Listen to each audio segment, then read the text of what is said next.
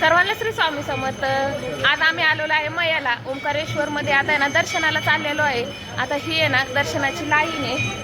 दर्शन करायला जाण्याकरता आहे ना आम्ही ना 5:30 वाजता आहे ना रूममधून निघलो होतो। रूम आमचा आहे ना मंदिरापासून आहे ना 5 मिनिटाच्याच अंतरावर होता। त्यामुळे ना सकाळचंच म्हटलं पहाटे ना आपण दर्शन घेऊ। मग सकाळचं आपल्याला आहे ना मयाची ना सर्व फिरता येईल, तिथला आहे ना परिसर पाहता येईल। 5:30 वाजता आम्ही दर्शनाला लाईनीला गेलो। आमचं आहे ना 10-10:30 वाजता दर्शन झालं होतं। आता हा सकाळचाच म्हणजे पहाटेचा व्हिडिओ आहे। आणि मयाची बघा मंदिरं एकदम अशी लखलखाट करत होते।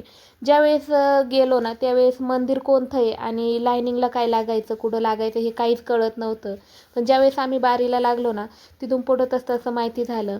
आणि इथं आहेत ना 2 मजली म्हणजे 2 इमारती आहेत आणि 2 इमारतीमध्ये ना 5-5 मजली आहेत ना, असे कोढे आहेत। हे सगळं कोढे आहेत ना दर्शनाला लाईनीला करता येत ना पार करावं लागते।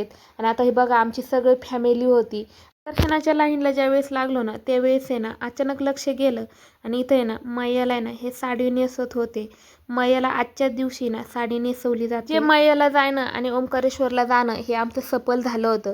कारण की असं म्हणतात की मयाला साडी नेसवण्याचा हे जो प्रसंग राहतो ना हे क्वचितच कोणाला ना बघण्याकरता भेटतो, ज्याच्या त्याच्या नशिबात असन। आणि आम्हाला ना ते बघण्याकरता भेटलं। दिवसभर साडी नेसवत होते, पण हे पहिल्यांदा आम्ही दर्शनाला गेलो ना तेव्हा पहिलीच साडी होती। कारण की तिथं आजूबाजूला सर्व सांगत होते की अजून काही साडी नाही नेसवलेली। आणि हा तर मैयाचा आहे ना हा घाटावरचा आहे ना सर्व परिसर आहे। आणि आजच्या दिवशी ना बोटी सर्व बंद असतात, इतर वेळेस बोटी चालू असतात। पण जयंतीच्या दिवशी बोटी बंद करतात।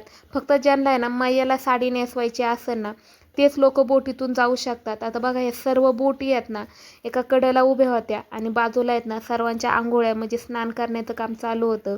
आम्ही दर्शन करून आलो आणि आता हा झुलता पूल होता बाजूलाच। मग ह्या झुलत्या पुलावरून आहे ना आम्ही मंदिराच्या बाहेर निघालो। त्या झुलत्या पुलावर पण आहे ना त्या दिवशी ना फक्त आहे ना मंदिरातून दर्शन करून आल्यावर ना जाण्याकरताच आहे ना जाऊन देत होते।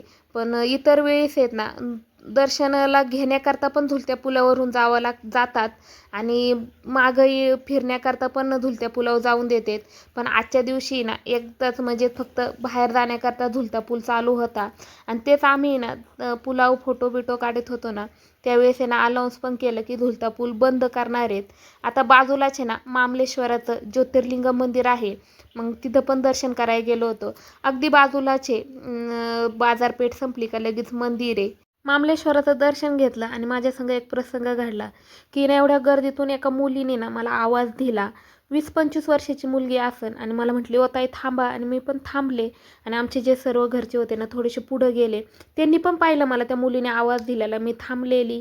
आणि मला म्हटली तुम्ही व्हिडिओ बनवता का ताई? म्हटलं हो व्हिडिओ बनवते।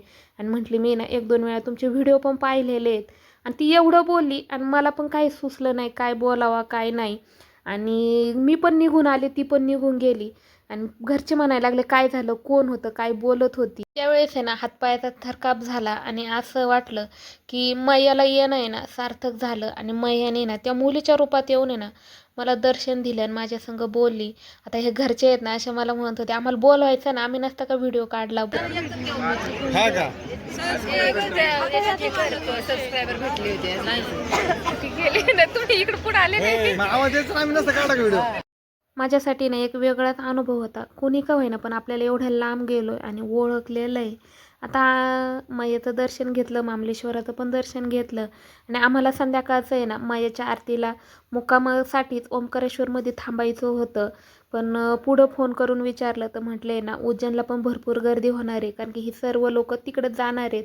मग आम्ही आहे ना 6-6:30 वाजता आहे ना परत आहे ना मैयाचं दर्शन घेतलं, दिवे वाहिले आणि ना उज्जैनला जाण्याकरता निघलो। तिथले पण व्हिडिओ नक्की पहा तुम्ही, कारण की आम्हाला आहे ना ओंकारेश्वरमध्ये तर चांगला अनुभव घडला, पण उज्जैनमध्ये आहे ना महाकालचं दर्शनाकरता आहे ना भरपूर अडीअडचणी आल्या।